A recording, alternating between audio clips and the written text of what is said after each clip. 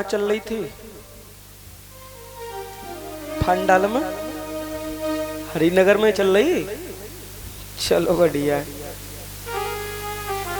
श्रीमद् भागवत के प्रधान देव गोविंद हैं और उन्हीं गोविंद की वजह से ही श्रीमद् भागवत जी में सबसे प्रथम श्लोक में ही भगवान गोविंद की ही प्रार्थना की गई है।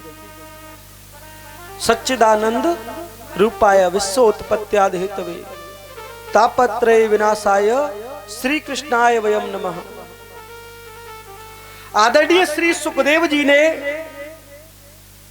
सुखदेव जी का वंदन किया और सुखदेव जी का वंदन करने के बाद में उनको प्रणाम किया। ऐसे आचार्य सुखदेव जी थे जिन्होंने जन्म लेते ही अपने इस शरीर पर कोई कपड़े नहीं पहने। जब कपड़े नहीं पहने, केवल केले के छिलके को लगा लिया और सीधे वन की ओर उड़ते उड़ते चले गए। उनके पूज्य पिताजी व्यास जी महाराज उनके पीछे पीछे दौड़ रहे हैं और पीछे पीछे कह रहे हैं, अरे पुत्र रुको तो सही। लेकिन लता पताओं से आवाज आती है कि अब इस पुत्र को रोकने की किसी में क्षमता नहीं है। अब ये पुत्र या तो नाम रोशन करके बताएगा, अब तुम्हारे पास लौट करके नहीं आएगा। ऐसे ही सुखदेव जी ऐसी पवित्र भूमि पर जाकर के बैठ गए। इसी पवित्र भूमि पर बैठ करके श्रीमद् भागवत कथा का रसपान कर रहे हैं। ऐसे परम वंदनीय सर्वभूत हृदय भगवान श्री कृष्ण को हम नमस्कार करते हैं।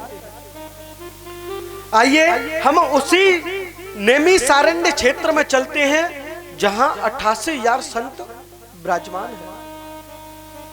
88,000 संत विराजमान है।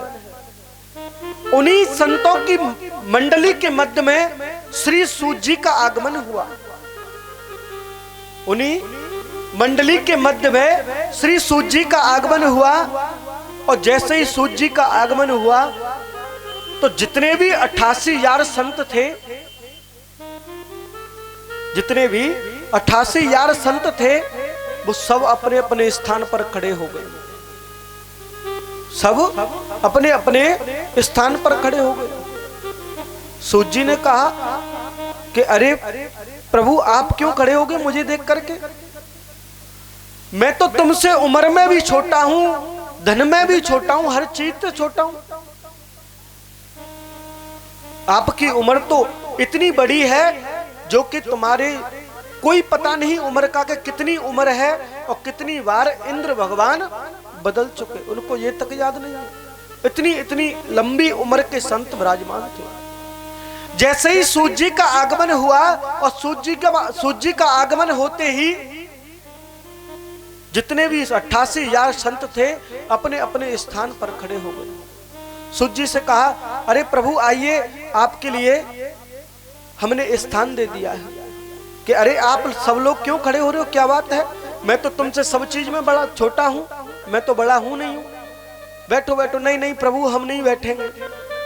तो सूत जी भले ही छोटे उम्र के हैं, लेकिन क्या हुआ कि शास्त्र कहता है कि धन वृद्धा बल वृद्धा आयु वृद्धा स्तेव च ते सर्वे अपि ज्ञाननम वृद्धास्य किंकरा शिष्य किंकरा। धन वृद्धा बल वृद्धा आयु वृद्धा स्तेव च। कोई धन में बड़ा होता है, कोई बल में बड़ा होता है, कोई धन में बड़ा होता है, कोई बल में बड़ा होता है, कोई धन में बड़ा होता है, कोई आयु में बड़ा होता है। लेकिन सबसे बड़ा कौन होता है? सबसे बड़ा कौन होता है? कौन होता है?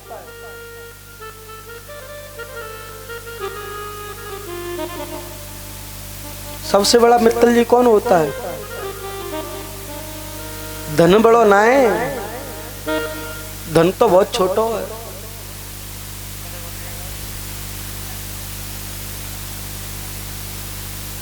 धन वृद्धा बल वृद्धा आयु वृद्धा स्थैव च ते सर्वे अपज्ञाननम वृद्धाश्च किंकरा शिष्य किंकरा।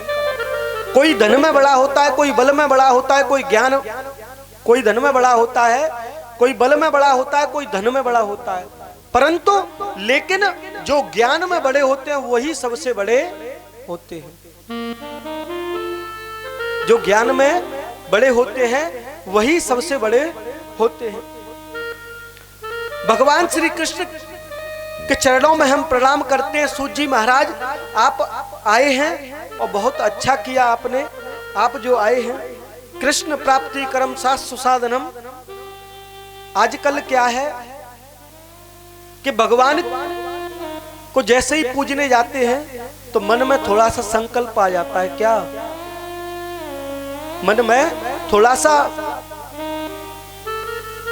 आ जाता है और कहते हैं मंदिर में कि हे प्रभु कि आज हमारी नेक सुन लो, कि हमारी बहू के या तो पोतो है जाए या फिर हम बहुत बड़े पैसा वाले बन जाए। कुछ न कुछ कामना लेकर के भगवान के दरबार में जाते हैं, लेकिन भगवान के दरबार में निष्काम भाव से जो जाएगा उसकी मनोकामना स्वयं पूर्ण होती है। भगवान के मंदिर में जाते हो और जाकर के भोले बाबा से कहो, हे भोले बाबा हमें तो केवल एक ही वरदान दे दो कि कैसे भी करके भगवान श्री कृष्ण के चरणों में जी हमारा सर झुक जाए, और कुछ नहीं चाहिए। लेकिन आजकल जाने महात्मा और संत महात्माओं के पास जा जाकर के केवल यही वरदान मांगते हैं कि प्रभु हमारे ने थोड़ा सा ऐसा आशीर्वाद दे दो जो हमारी बहू के कोई नाती पर तो कोई ना है तो कोई है जाए। लेकिन ऐसा नहीं करना चाहिए। करना चाहिए केवल संत महात्मा जिनके पास मिलने जाओ तो केवल एक ही प्रार्थना करो कि हे प्रभु हमें कैसे भी करके भगवान श्री कृष्ण के चरणों में प्रीति हो जाए। शौनकादिक ऋषियों ने श्री सूत जी से पूछा कि संसार के लोगों को कृष्ण की प्राप्ति कैसे हो। संसार के लोगों को कृष्ण की प्राप्ति कैसे होगी। ऐसा साधन बताओ कि भगवान गोविंद की प्राप्ति हो जाए, भगवान गोविंद की प्राप्ति हो जाए। कैसे मिलन होगा। श्री सूत जी ने कहा कि आपने जो प्रश्न किया है बहुत अच्छा प्रश्न किया है। ऐसा प्रश्न किया है कि मैं इस प्रश्न का जवाब दूंगा आपको। शौनकादिक ऋषियों ने कहा प्रभु बस केवल इतना ही बता दो, अगर आप हमारे मध्य में आए हो तो कृष्ण से मिलना कैसे होगा।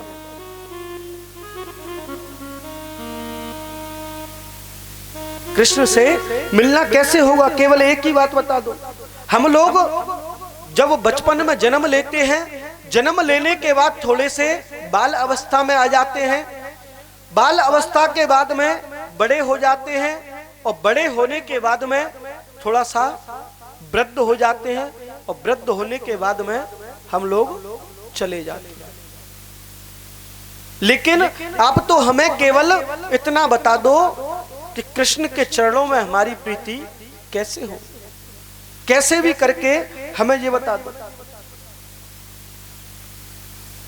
आजकल लोगों की जो बुद्धि बिगड़ गई है ना, आजकल लोगों की बुद्धि बिगड़ गई है। काय के प्रभाव से बिगड़ी है ये।